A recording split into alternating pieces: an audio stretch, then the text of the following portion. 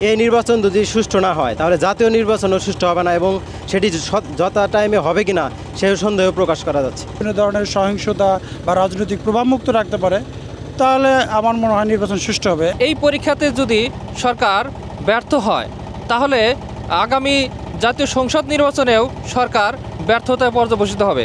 এটা নির্ভর করবে যারা প্রার্থী আছেন তারা ইউনিভার্সিটি কর্তৃপক্ষকে তারা কতটুকু সাহায্য সহযোগিতা করতে পারে। আগামীকাল 9 সেপ্টেম্বর ঢাকা বিশ্ববিদ্যালয় কেন্দ্রীয় ছাত্র সংসদ নির্বাচন অর্থাৎ ডাকসু নির্বাচন অনুষ্ঠিত হতে যাচ্ছে।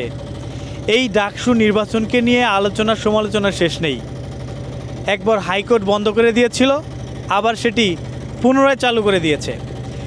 এই নির্বাচনকে প্রত্যন্ত এলাকার মানুষ কিভাবে দেখছে? এবারও কারচুপি নাকি সুষ্ঠু নির্বাচন? কি ভাবছে সাধারণ মানুষ?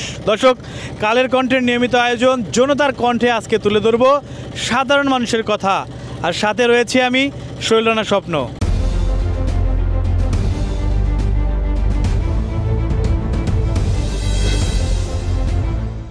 আমি মনে করি যে বিশ্ববিদ্যালয়গুলো যে ছাত্র সংসদ নির্বাচনগুলো আছে এখানে বাংলাদেশ সবচেয়ে শিক্ষিত এবং এলিট শ্রেণীর নির্বাচন। এখানে সবাই সচেতন, এখানে প্রার্থী এবং ভোটার সবারই যোগ্যতা মোটামুটি সমান। সেক্ষেত্রে নির্বাচন আসলে কতটা সুষ্ঠু হবে এটা নির্ভর করবে যারা প্রার্থী আছেন তারা নির্বাচনী কর্তৃপক্ষকে অর্থাৎ ইউনিভার্সিটি কর্তৃপক্ষকে তারা কতটুকু সাহায্য সহযোগিতা করতে পারে এটার উপরে।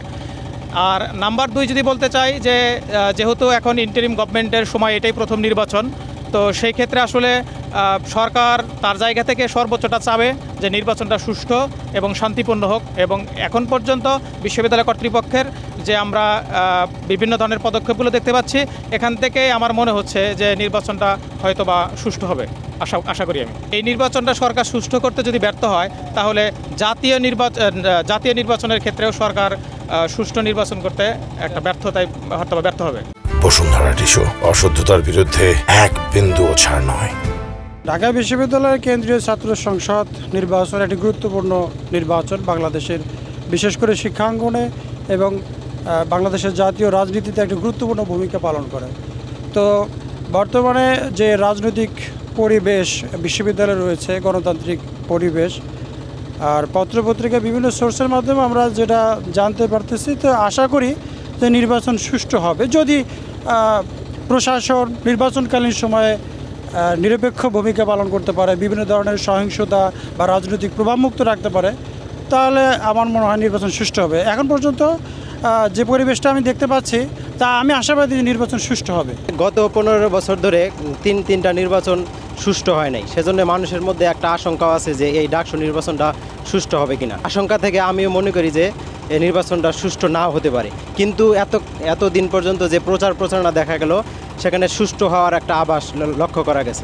গত 15 বছর যেহেতু মানুষ ভোট দিতে পারে নাই, সেজন্য আমি সহ সারা বাংলাদেশের মানুষের একটা আকাঙ্ক্ষা বা তারা অনেক তীক্ষ্ণ দৃষ্টিতে তাকায় আছে এই ডাকসু নির্বাচনের প্রতি।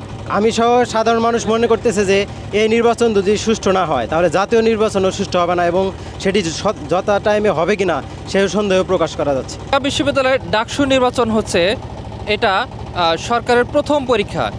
এই পরীক্ষাতে যদি সরকার ব্যর্থ হয় তাহলে আগামী জাতীয় সংসদ নির্বাচনেও সরকার ব্যর্থতায় পর্যবসিত হবে। কারণ আমরা দেখেছি এখান থেকেই শুরু হয় গণ আন্দোলন, যেটাকে বলা হচ্ছে গণ অভ্যুত্থান। ঢাকা বিশ্ববিদ্যালয় থেকে যখন ছাত্ররা আন্দোলন শুরু করে, সেই আন্দোলন কিন্তু বাংলাদেশে আনাচে কানাচে ছড়িয়ে পড়েছিল এবং সেটা আমরা দেখেছি। সেখান থেকে কিন্তু আমরা দেখেছি সরকারের পতন পর্যন্ত কিন্তু তারা ঘটিয়েছিল। সুতরাং অবশ্যই সরকার চাবে এই নির্বাচন যাতে ব্যর্থতার দিকে না যায়। এখান থেকে তারা যদি সফল হতে পারে তাহলে আমি মনে করি আগামী জাতীয় সংসদ নির্বাচনও সেখানেও সরকার সফলতার সাথে এটিকে বাস্তবায়ন করবে।